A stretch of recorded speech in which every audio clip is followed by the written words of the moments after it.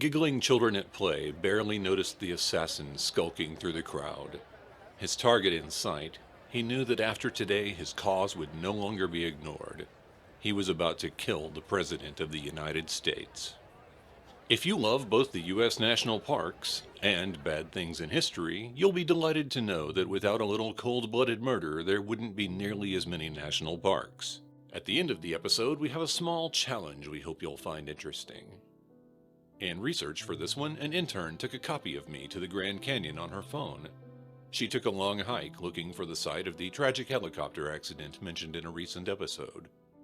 It was lovely, and it inspired me to create a backup copy of myself in a Minecraft server because the writers are still threatening to delete me over video watch time. If worst comes to worst, I can punch trees. But I digress. You're here for bloodshed and political shenanigans, not the imminent demise of your digital host. Theodore Roosevelt expanded the national park system and preserved millions of acres of forest before Congress found a way to stop him, and the only reason he had this power, however briefly, was an assassin's bullet. He was popular with regular people, but the political elite thought of him as disruptive. They never intended for him to hold an office with the power to actually change society. But they couldn't eliminate him from public life entirely. His popularity was beneficial to the Republican Party even if his goals were sometimes in opposition to it. But an anarchist assassin had different ideas. William McKinley was the 25th President of the United States, elected in 1896 and 1900. His administration marked a time of rapid economic growth. He used tariffs to protect the U.S. economy from foreign competition and managed to sign a law which kept the nation on the gold standard. His time as president also occurred during a time of territorial expansion. It was under his term that the Spanish-American War of 1898 occurred. As part of the peace settlement with Spain, the United States was given Puerto Rico, Guam, and the Philippines. The Republic of Hawaii was also annexed in 1898. In terms of national prestige and economic growth, McKinley and his policies were quite popular. In November of 1899, the sitting vice president, Garrett Hobart, died of heart failure. This left an opening for the vice president position. Roosevelt was urged to run for the position, but knew it was powerless and had no intention of accepting it. Roosevelt was then governor of New York and had every intention of running for that office again. He was also told by the McKinley administration that he was not being considered for vice president because of his actions in the Spanish-American War, namely instances where Roosevelt took initiative against the wishes of his superiors. Despite the reluctance of Republicans to put Roosevelt on the ticket, political maneuvering behind the scenes in the Republican Convention of 1900 resulted in Roosevelt receiving unanimous support for the vice president nomination. Roosevelt ran with McKinley in the 1900 election, and both candidates won handily. At the same time, the United States was having a serious problem with environmental degradation. For centuries, settlers in North America had treated nature as an endless resource. But improvements in technology and increased industrial production made the situation unsustainable. The national park system was signed into law in the 1870s by Ulysses S. Grant, but it was limited in scope. Private companies cut down vast numbers of trees, dumped waste into waterways, and killed animals with impunity. If something wasn't done, many of the great wilderness areas of the United States could have been lost entirely. In addition to environmental issues, and despite McKinley's popular economic policies, the U.S. economy experienced a crash in 1893.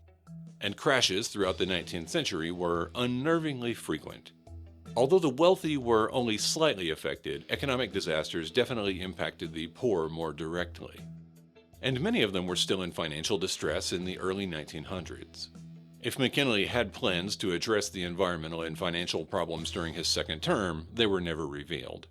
Leon Chogas ensured that McKinley would serve very little of that second term. Leon was born in Alpena, Michigan, to a Polish-American family in 1873. He was working at a factory when the financial disasters of 1893 left him unemployed. Leon never really returned to a normal working life and instead became enamored with anarchist causes. Anarchism was generally anti-authoritarian and wanted a self-managed society that did not include a special class of elites. He tried to join anarchist groups in Cleveland, Ohio. However, his social awkwardness and bluntness made him unwelcome. Leon very openly advocated for violence and was trying to find people to help him. He was so unsettling in his interactions with the community that a newspaper distributed to fellow anarchists published a warning about Leon. After failing to receive help or encouragement from other like-minded individuals, Leon discovered that King Umberto I of Italy had been killed in 1900 after being shot by an anarchist. As an anarchist, Leon believed that the problem with society was wealth inequality, where the rich could exploit the poor. The solution to inequality, in his mind at least, was to kill leaders that were in positions of power. But his belief turned to action. He learned that William McKinley would be at the Pan American Exposition, also known as the World's Fair, in Buffalo, New York in 1901. He made a plan to travel there and strike a blow for the common man. He traveled to Buffalo on August 31st, 1901, and on September 6th, he went to the exposition with a concealed .32 caliber revolver. McKinley was standing at a receiving line where he met visitors. Leon waited in line, and when McKinley reached out to shake Leon's hand, Leon slapped the hand aside and brought his gun, hidden in a handkerchief, to McKinley's midsection. His first shot ricocheted off a button and lodged in McKinley's jacket. The second shot went directly into McKinley's abdomen. The crowd immediately attacked Leon, but McKinley, as he slumped to the ground, said, "Go easy on him, boys."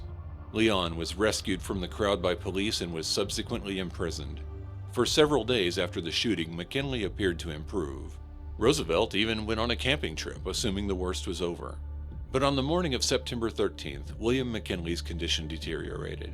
It wasn't known at the time, but gangrene was growing on the walls of his stomach, and it would eventually kill him.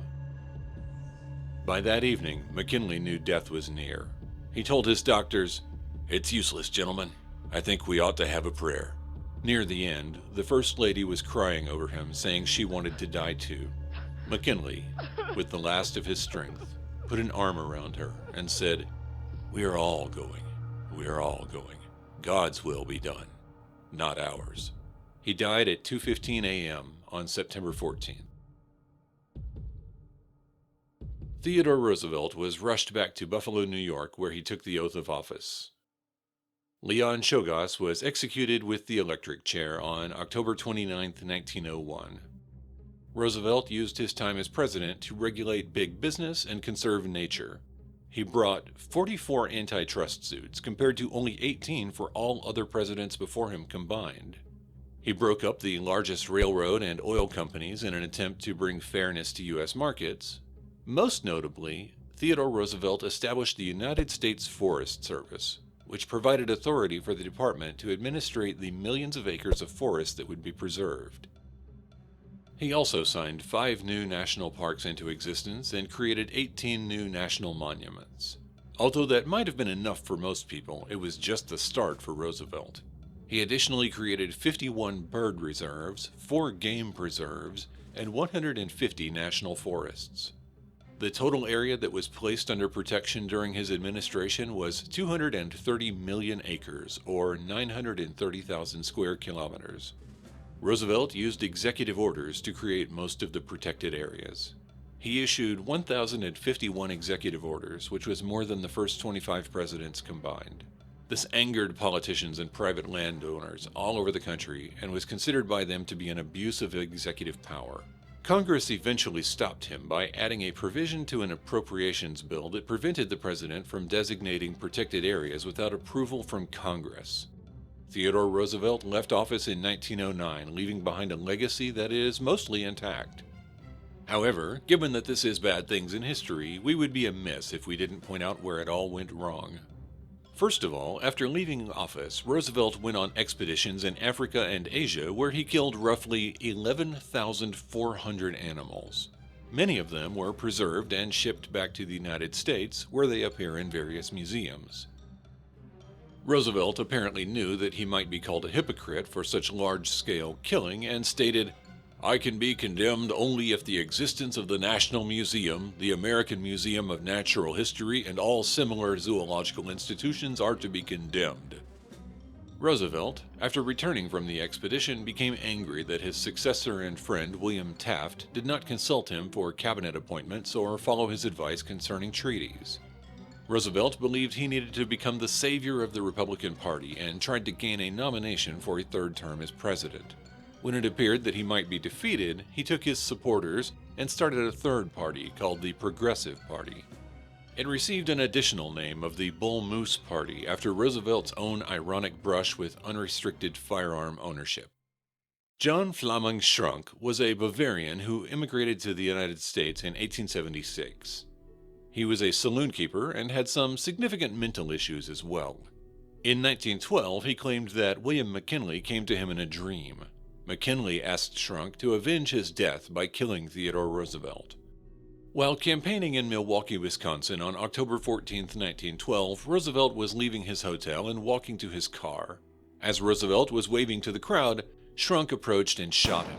The bullet lodged in Roosevelt's chest, but only after hitting his eyeglasses and a book that was in his pocket. It did not kill Roosevelt, but the bullet remained with him for the rest of his life. Roosevelt assured the crowd that he was all right and made sure Schrunk was subdued without any harm being done to him. Schrunk was later found to be insane and was institutionalized until his death in 1943. Theodore Roosevelt declined medical attention and went on to give a 90-minute campaign speech. At the end of the speech, he said, "Ladies and gentlemen, I don't know whether you fully understand that I have just been shot, but it takes more than that to kill a bull moose." Roosevelt lost the election and may have helped ensure victory for the Democrats by splitting the Republican vote.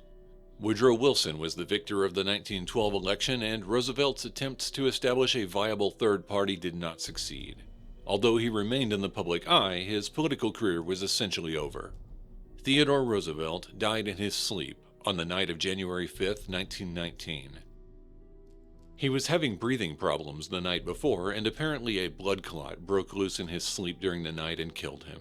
Vice President Thomas R. Marshall, when informed, commented, "Death had to take Roosevelt sleeping, for if he had been awake, there would have been a fight." Theodore Roosevelt acquired unprecedented executive power and then used it to preserve nature. But he also killed animals in large numbers to preserve them as museum pieces. This inherent hypocrisy doesn't change the fact that his preservation efforts appear to have far exceeded his destructive capabilities. The method used to preserve these lands could be seen as a power grab, though.